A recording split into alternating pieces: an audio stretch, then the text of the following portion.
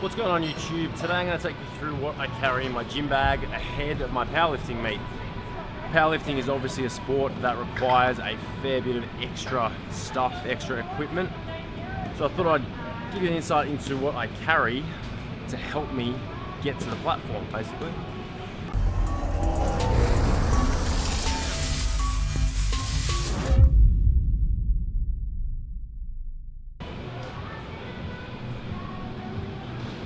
Okay, so first things first, obviously you guys wouldn't be seeing what you're seeing if it weren't for the camera equipment.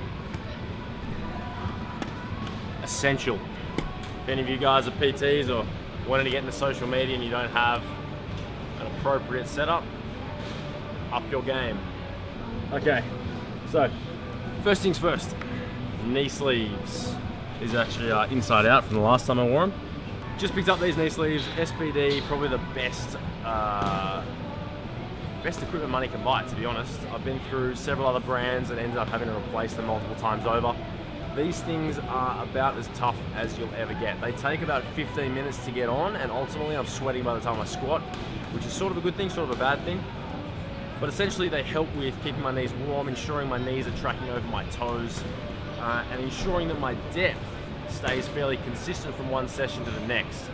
Ultimately, squatting is a fairly arduous task, so if we can minimize the damage, minimize the essentially the trauma on our knees, I want to do that. Essentially keep myself squatting for as long as possible. Knee sleeves, I wear an extra large if any of you guys want to go off my sizing for reference. I also have large at home, but seriously they take me half an hour to get on.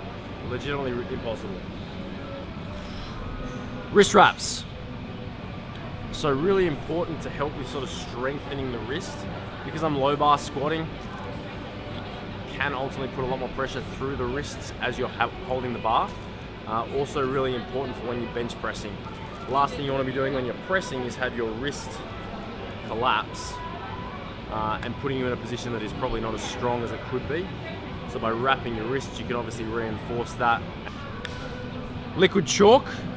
Because pretty much every time I train at Fitness First, some muppet has completely dropped the chalk all over the floor or smashed it up into a million pieces. I can't actually use it properly. Liquid chalk, spray it on your hands, essentially turns straight into chalk. Awesome. Chalk obviously helps with maintaining grip, so it actually makes things stickier, essentially. If you guys haven't tried it and you struggle with your deadlift grip, or even holding onto the bar when you're squatting, slipping, if the bar slips off your back, anything like that, it's going to help keep things in place. So really important, particularly as you start to go heavy. You don't obviously want to have any insecurities about what's happening with the bar. So we've got some smelling salts here. I'll be honest, I haven't actually used these yet, but I'm eager to try them. Apparently it's supposed to awaken the senses and heighten the experience. So you guys may have seen, I know I've certainly seen a few guys on social media post a video. You might see them just sniff something, toss it to one side before they duck under the bar. This is what they're smelling. It's supposed to, yeah, as I say, essentially prime your system for a big lift. So I'm gonna give those a whirl. Maybe not today, but give those a whirl and let you know how they go. I've got a spare t-shirt because by the end of this session, no doubt, this is gonna be soaked. I've got a beanie in here. I don't know why that's in there. Headphones, absolutely essential. I've actually got two pairs of headphones because I prefer these ones. These are my Jaybird headphones. If you guys haven't tried these, definitely recommend them. I actually prefer them to the Beats. Take up twice as less space and the sound is way better. Not to mention they got these little squishy buds which I can stick right in my ears, blocks out all the sound, which means I can't hear all the imposters grunting in the squat racks. Just myself. Deodorant, because, well, as I said, this shirt's gonna be soaked soon. And then intra-workout Pro BCAAs. You guys follow me on Snapchat, you would have seen I like to smash these fairly regularly between protein-based meals. And during my workout, if the timing ends up working out that way, I typically have BCAAs between protein-based meals. So basically 2 hours after I eat, I want to get some BCAAs in to help with that muscle building and muscle retaining process, depending on how much food I'm eating at the time. If I've ended up eating 2 hours before I train or whatever, I'll even have them as I enter the gym. So I keep that on hand also to help with really long sessions and maintaining muscle mass and ensuring that my body isn't tapping into muscle mass for energy. and obviously a shaker to shake that all up with. You can't hit a powerlifting meet without appropriate footwear. So I had somebody on social media help me out with a personalized pair of lifting shoes to make sure that my performance ahead of this meet is nothing short of outstanding.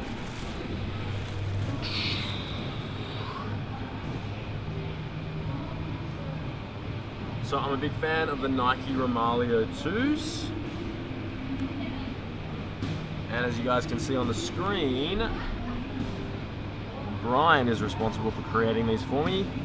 Personalized lifting shoes with donuts on them. Because that, my friends, is how gains are made and PRs are created. So basically lifting shoes provide you with the world's most stable base. It's like squatting in concrete. As you can see, the sole is entirely flat, which means that when you're standing there, it's very hard for your ankle to roll either which direction. It also has a slightly raised heel. Now, basically all that helps with is increasing the range of motion through the squat. If you think about squatting right up on your toes, to exaggerate it, you're going to be able to get a lot lower before things like tight hamstrings, tight glutes, tight lower back end up coming into play. So if we can just elevate the heels slightly, we can obviously help with getting just a little bit lower.